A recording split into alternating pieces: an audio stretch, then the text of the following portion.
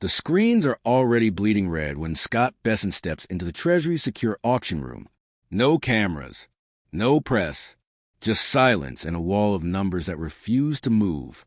The 3-year note auction is minutes from closing, and foreign bids, the lifeblood of these sales, have all but vanished. Dealers type in emergency orders to avoid the embarrassment of a failed sale.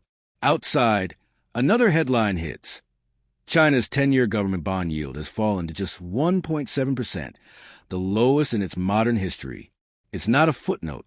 It's a gravitational shift. By contrast, the U.S. 10-year sits at 4.28%, more than double. In today's financial world, where the cheapest capital often wins, that gap is no longer just economic. It's geopolitical. This isn't a slow divergence. It's a waterfall. China's entire yield curve, 2-year, 10-year, 30-year, is falling in unison. Beijing can now tap long-term capital at rates Western governments haven't seen in decades. Meanwhile, the U.S. yield curve remains stubbornly high, untouched even by the Federal Reserve's recent rate cuts. Mortgage rates still hover above 6.5%, tied to the 10-year Treasury, not the Fed's overnight benchmark. A day later, another auction, another hit. Foreign indirect bidders, central banks and sovereign wealth funds, post their weakest participation since 2023. Yields rise during the sale, a sign investors are demanding more interest to justify buying the debt. This isn't noise, it's a pattern. By day 3, the 30-year auction is worse still. Foreign demand plunges to its second lowest point in 5 years. Yields spike across maturities as traders begin treating auctions themselves as risk events. In just 72 hours, Besson watches the global market deliver a brutal message. U.S. debt is no longer worth what Washington is asking. And China's absence is no accident. Treasury data shows Beijing's holdings of U.S. government debt have fallen to roughly $756 billion, the lowest since March 2009. They've been steady net sellers for months, redirecting trade surpluses into gold, domestic credit, and Belt and Road loans. In a striking twist, the Financial Times reports some of those loans, issued in U.S. dollars, now carry lower interest rates than what Washington pays to borrow its own currency. The first hard reversal. In certain African and South American capitals, it's now cheaper to borrow dollars from a Chinese bank than from a U.S. Treasury. Bloomberg calls it an inversion of the credit hierarchy, a phrase that would have been inconceivable in serious finance just 2 decades ago. Japan, still the largest foreign holder of U.S. Treasuries, has slowed its purchases as its own yields rise. Middle Eastern sovereign funds are redirecting capital into ports, tech, and domestic infrastructure, assets that outperform the locked-in yields of long-dated U.S. bonds. The U.S. response has been tactical: avoid locking in expensive 30-year debt, and instead flood the market with short-term Treasury bills maturing in under a year. That strategy lowers the near-term interest bill. But short-term debt must be rolled over constantly. Over the next 12 months, $9.2 trillion in existing debt will mature, most of it issued when rates were much lower. Add $1.9 trillion in new deficit borrowing, and the total refinancing need exceeds $10 trillion. In a market where foreign appetite is fading, that's a dangerous treadmill to be on. Bank of America data shows foreign custodial holdings of the Fed have dropped by $48 billion since March. Reverse repo balances are down another $15 billion. That's not repositioning, it's retreat. And here's the second irony. The United States still sells Treasuries as the global risk-free benchmark. Yet investors are now demanding higher returns to hold them than to lend to countries with less history and more centralized political control. In market terms, Washington is now paying a trust premium. The ripple effects are everywhere. Despite 3 Fed rate cuts this year, mortgage rates remain stuck. Auto loans and credit cards are more expensive. Municipal bonds cost cities more to issue. Cutting the Fed's rate affects overnight lending between banks, but not the 10-year yield that anchors long-term credit. Without foreign demand to absorb a flood of supply, those yields remain elevated. Even corporate America is feeling the pinch.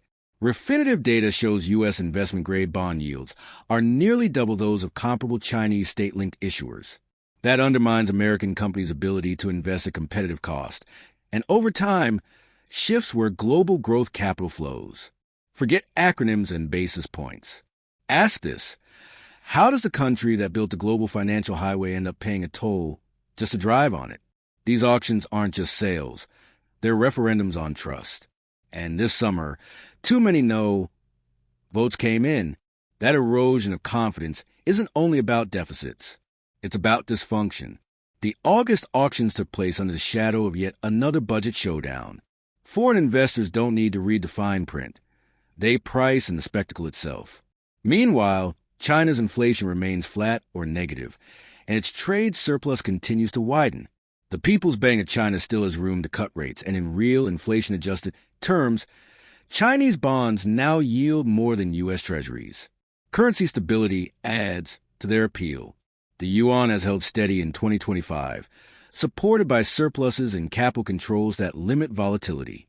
For foreign investors, that means lower currency risk, making even modest nominal returns acceptable. By contrast, the U.S. dollar has weakened against a basket of major currencies since early summer, reducing the real return on treasuries for global buyers. The structure of the U.S. market only deepens the problem. Treasury auctions rely on a layered ecosystem: primary dealers, foreign central banks, asset managers, hedge funds. When one key group pulls back, the others demand higher yields to make up the difference. That self-reinforcing loop is exactly what I'm watching from my chair. The more the U.S. has to pay to sell debt today, the more it will cost to issue debt tomorrow.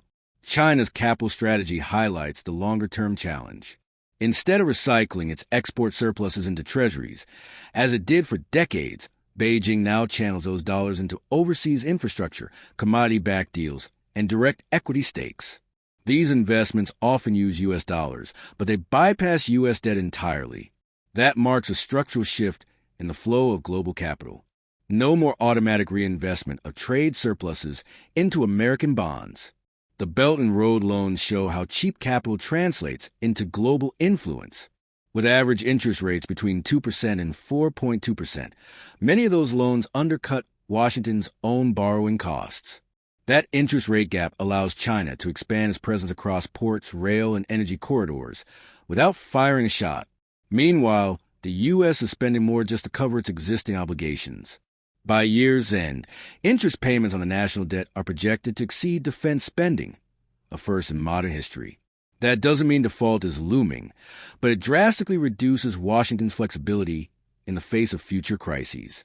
The Federal Reserve can't fix foreign demand with rate cuts alone. Restoring sustained appetite for treasuries would require either higher real yields, which would further balloon interest costs, or serious fiscal reforms to reassure investors that the long-term debt trajectory is under control. Global capital is already adjusting to a world less anchored to treasuries. Central banks across Asia and the Middle East are building up their own local currency bond markets to reduce dollar dependence. The IMF recently reported that the dollar's share of global foreign exchange reserves has dropped below 59%, the lowest in decades. That's no small shift. The retreat from U.S. debt isn't just visible in auction results. It's echoing through the derivatives markets, too. Futures tied to Treasury prices now show unusually wide bid-ask spreads during auction weeks, a classic sign of thinning liquidity. Bloomberg reports that primary dealers are sitting on more unsold inventory post-auction than at any point since 2016, forcing them to discount those holdings to clean up their balance sheets. It's a squeeze, and it's growing. Meanwhile, China's record-low borrowing costs are being reinforced by rising domestic demand for bonds. Reuters notes that state-owned banks have been directed to absorb additional sovereign debt, locking in yields that still beat deposit rates. The result is a feedback loop. Steady demand pushes yields even lower, boosting global investor confidence in Chinese debt as a haven from U.S. rate volatility. The latest World Bank data on cross-border capital flows shows a sharp pivot. In the first half of 2025, emerging markets, excluding China, saw net inflows of $84 billion. China alone attracted over $120 billion, a reversal of the post-COVID years when capital fled emerging Asia. The U.S., by contrast, recorded a net outflow of nearly $35 billion from long-term securities during the same period. So yes, the drama in the auction room is real. But it's only the surface. The tide is shifting, and not in Washington's favor. August auctions send a clear message. Treasuries may still be foundational, but their premium status is eroding. If foreign buyers keep demanding higher returns, the so-called risk-free rate will continue to rise, dragging up the cost of capital for every borrower linked to it. Back in the Treasury's auction room, Scott Besson is still at the table. The screens flicker with the next batch of bids. Smaller, thinner, more expensive. He knows these numbers extend beyond him, beyond the administration. But the shift feels personal. Once hailed as America's top bond salesman, Besson is now watching the buyers walk away. And that's the real reframing. This isn't just about auctions or spread dynamics. It's about the U.S. realizing that in the financial system it built, others now borrow cheaper, faster, and with fewer questions asked. Beijing's 1.7% yield isn't just a rate. It's a statement. A signal that the center of gravity in global finance isn't fixed. It can move, and it just did.